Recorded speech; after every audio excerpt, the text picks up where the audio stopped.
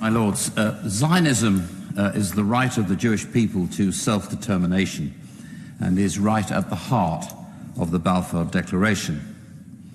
However, sadly, the term Zionist and Zionism has in some quarters become a proxy for anti-Semitism. I'm not one of those who immediately brands any critic of Israel as an anti-Semite, far from it. However, some critics of Israel leave themselves open to such accusations when they single out Israel for criticism but refuse to contextualize. Suicide bombings, knifings and missiles are daily occurrences for the citizens of Israel who live in a constant state of siege. Surely such acts against innocent civilians require some criticism from those who are continually on Israel's case. But no, there are those critics of Israel who, by their silence on the terror inflicted by Hezbollah and their ilk, condone it.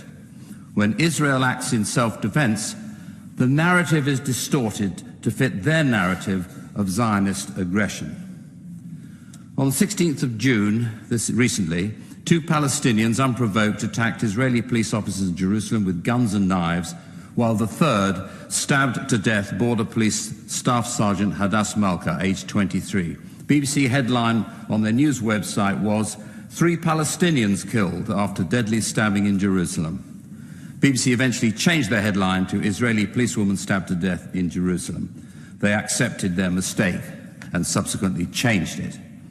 Of course, I'm not accusing BBC journalism of anti-Semitism, but this example demonstrates the drip-drip effect of unqualified, uncontextualized singling out of Israel for criticism.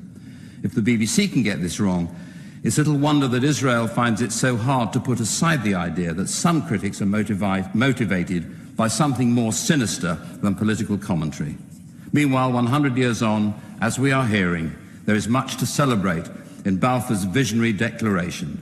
And if I may end on a plug, I recommend everybody to read Lord Turnberg's excellent book.